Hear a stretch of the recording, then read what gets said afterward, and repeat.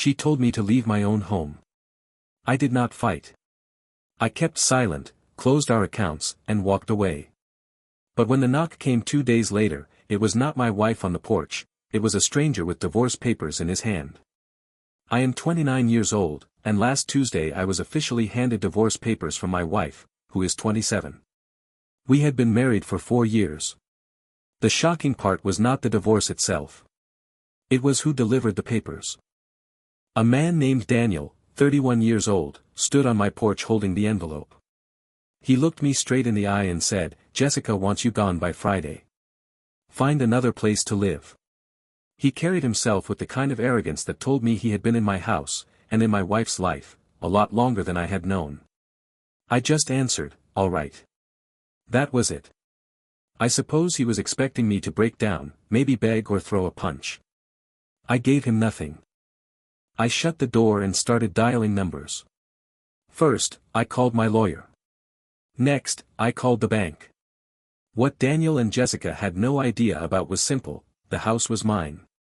I had bought it 2 years before we ever got married, using money I inherited from my grandfather. Since she and I were not yet married back then, the deed stayed in my name only. I never bothered to change it afterward. The funny part? Daniel had already been staying there for about a month. I had been away on work trips, and Jessica told me he was a friend going through a rough patch, who just needed a temporary place to crash. It was a complete lie.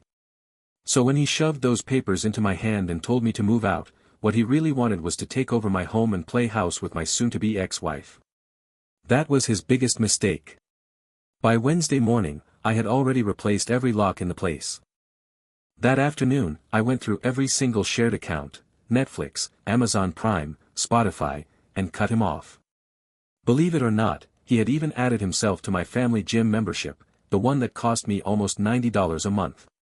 That was cancelled too. By Thursday night, Daniel came back, pounding on the door and shouting, "Why did you change the locks?" I stayed inside and calmly answered, "Because this is my house. Jessica can pick up her belongings, but you need to leave." He shouted back, "She's my partner now. We're together." "Perfect," I told him. "Then you two can be together somewhere else." He had a meltdown on my porch. He screamed about revenge, claimed he had rights, and insisted I could not throw them out. The whole time, I stood behind the door recording everything on my phone. I texted Jessica right after. I wrote, "You have 48 hours to collect your things. Daniel is not welcome here." She fired back, "You can't do this. Daniel lives here now." My reply was short, "Check the property title. His name is nowhere on it." That was yesterday. This morning came the twist. Turns out people are right, lawyers move quick when they think there is money involved. At 9 in the morning, a man in a worn-out suit and carrying a beat-up briefcase showed up at my door. "Mr. Harris? I represent Daniel Thompson," he said. "We need to discuss your illegal eviction of my client." I let him in, just to hear him out. Then I told him flatly, "Your client was never a tenant. He was a guest. And his invitation has been revoked." He cleared his throat and answered, "Mr. Ruiz has been living here for more than 30 days, which creates a form of tenancy under state law." I pulled out my phone and pressed play. The lawyer stood there watching as his client's voice blasted through the speaker, Daniel yelling that he was in my house as my wife's new partner, not as a renter. There was no lease, no rent checks, no record of him ever paying a dime. Then I handed over the property title, with my name clearly printed as the only owner. I even showed the security footage of him pounding on my door, trying to force his way back in after I had changed the locks. The lawyer scribbled notes, but I could see it in his eyes, he was already trying to figure out how to back out of this mess. Finally, he cleared his throat and said, "My client only wants to recover his belongings." I nodded. "Of course. They're already packed and sitting on the front porch." Then he added, "And his financial contributions to the household." That one made me laugh right in his face. Contributions? He's been living here like a squatter. I have bank statements proving he hasn't put 1 single cent toward rent, groceries, utilities, nothing. The lawyer gave me a stiff nod and left, and not 10 minutes later my phone lit up. It was Jessica, screaming down the line, "You cannot throw Daniel out like this. He has nowhere else to go." "That's not my problem anymore," I said flatly. "If he has been helping pay bills, then show me. One receipt. One transfer. Anything at all." The silence on her end told me everything. "You want a divorce? Fine," I continued. "But you are not replacing me in my own house with the guy you cheated with." She hung up. 2 hours later Daniel came rolling up with a moving truck. I watched from the window while he carried out his clothes, his game console, and even tried to grab a couple of pieces of furniture that did not belong to him. Just in case, I called the police. A gray-haired officer showed up, the type who looked like he had seen this exact situation 100 times. He asked me quietly, "Is that chair and coffee table yours?" "Yes," I answered. "The rest is his." Daniel started to argue, insisting he had rights to shared property since he had been living there. The officer gave him a look that could cut glass. "Young man," he said firmly, "do you have any paperwork showing you are a tenant or an owner of this house?" Daniel stammered, "Well, no." "Then you're trespassing. Take your things and go." And that is how Daniel ended up unloading my own furniture off the truck in front of half the neighborhood. The second-hand embarrassment was almost funny. Almost. But I knew better than to think it was finished. I was right.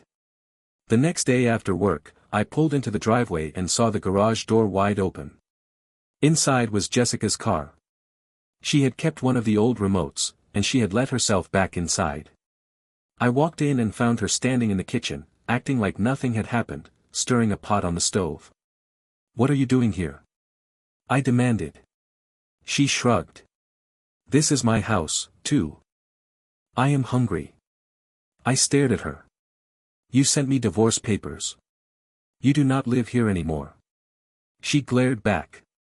"The divorce is not finalized. Until it is, I still have the right to be here." I called my lawyer right away, and unfortunately, she was technically correct. Until the paperwork was done, she still had certain rights as my wife.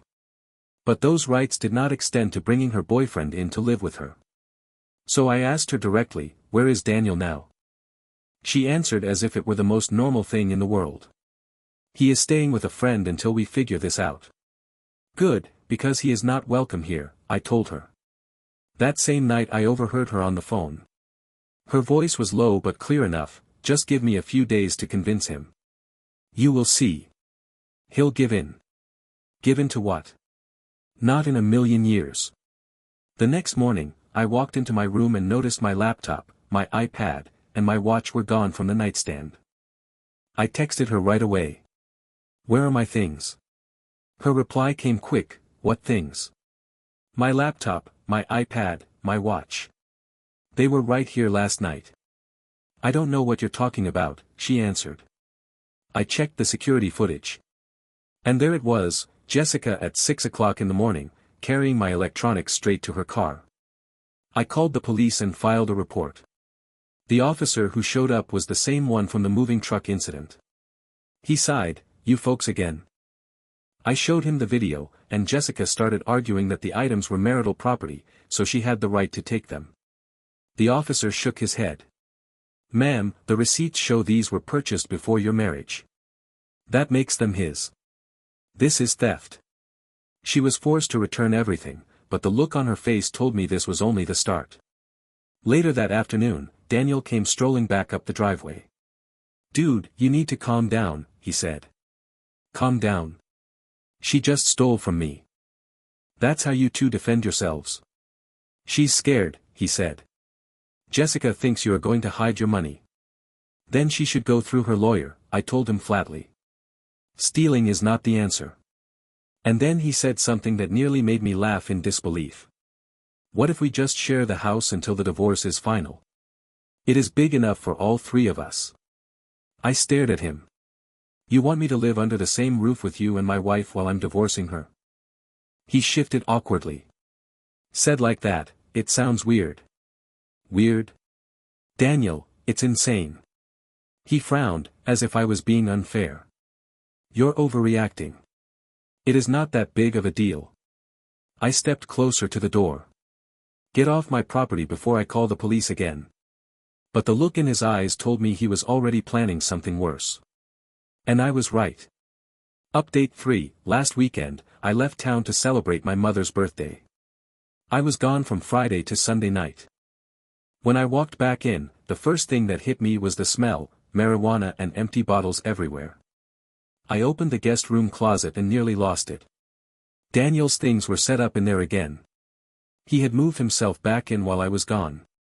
I stood frozen in the living room when Jessica came out of the bathroom wearing a towel. "Oh, you are back early," she said casually. "It's 9 o'clock on Sunday night." "I told you exactly when I would be home," I said. "Daniel just needed a place for the weekend," she answered. "Then why are his things unpacked like he has been living here for weeks?" I snapped. Right then, Daniel strolled out of the kitchen holding a sandwich made with my bread and my cold cuts. He grinned, "Hey, hope you do not mind." We were hungry. That is when I noticed something else. "Where is my television?" I asked. "What television?" Jessica said with a straight face. "The 65-inch Samsung that was mounted on the wall." "That one." They exchanged glances. "I do not know what you are talking about," she replied. I pulled up the security app on my phone. The indoor cameras had been disabled, but the exterior ones were still rolling. There it was, Daniel on Saturday morning, hauling my television into the back of a pickup truck. "You two really think I do not have cameras?" I asked, holding up the video. Daniel's face went pale. "Oh, that television. I was just keeping it safe." "Safe? Safe from what?" He stammered, "From thieves. At my friend's house." Jessica jumped in to defend him. Jessica tried to excuse him. "Daniel was only worried about security while you were gone. Do you think I am stupid?" I shot back. I called the police again, and once more it was the same officer at my door. He sighed, "Good evening, Mr. Harris. What is it this time?" I showed him the footage. Daniel tried to spin it, saying he had only taken the television to keep it safe. The officer shook his head. "Son, that is called theft. Where is the television?" Daniel had to phone a buddy to drive it back across town. It took 3 long hours. His friend showed up angry, muttering about wasting his Sunday night. And while I waited, I walked through the house and saw the damage. My coffee maker, gone. The air fryer, gone. My whiskey collection had vanished, along with several tools from the garage. They had spent the whole weekend stripping my house like vultures. "Officer, I need to file more charges for theft," I said firmly. Daniel began to panic. Wait, maybe we can work this out." "No, Daniel.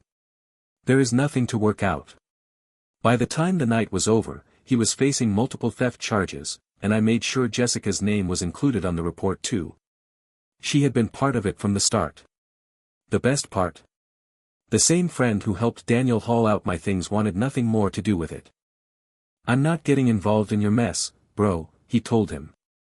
That left Daniel to drag everything back by himself, trip after trip, his face redder each time. On the final run, he was carrying my whiskey bottles. One slipped from his hands and shattered on the floor by the entryway. It was a Macallan worth $150. Glass and liquid everywhere. He smirked, "Oops." I turned to the officer immediately. "That is destruction of property. You saw it." The officer nodded. Daniel's smirk disappeared on the spot. Final update. It is over. And honestly, I am amazed at how well things turned out. The charges stuck. Daniel Thompson pleaded guilty to avoid jail at first, but still received 18 months of probation and was ordered to pay me $2,100 for everything he took, including the broken bottle. But it did not end there. Turns out, this was not his first time. That same friend started asking questions about Daniel's money, and after a few calls they uncovered older reports of him pulling the same trick at another house.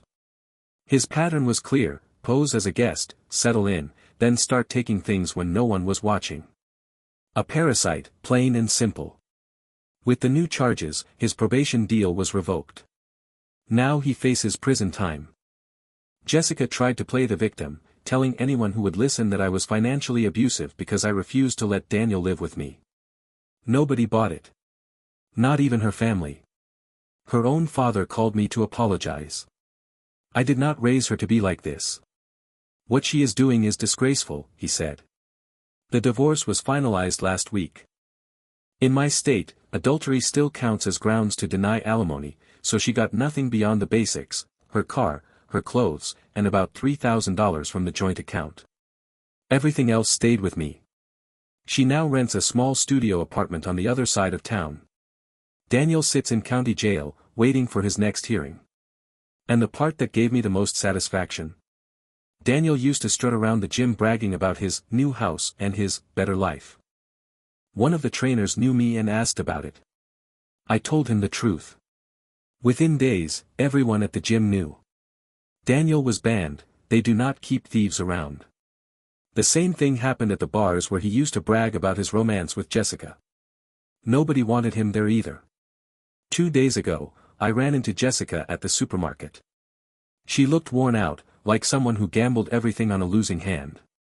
She opened her mouth as if she wanted to talk, but I just kept walking. There is nothing left for her to say that matters. Now my home is quiet.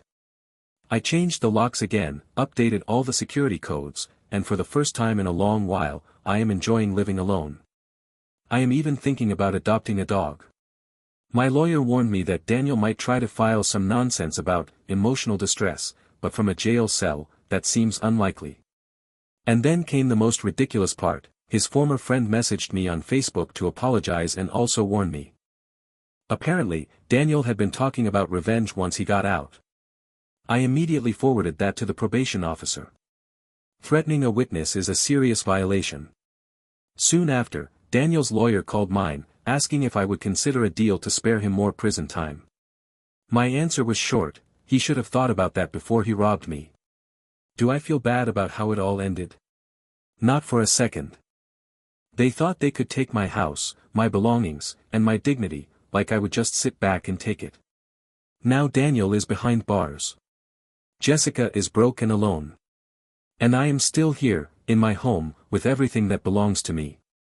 At peace. Sometimes the system really does work. And yes, I still have the house. Yes, I will probably adopt that dog. And no, I do not feel even a little sorry for either of them. Life simply gave them back what they had sown.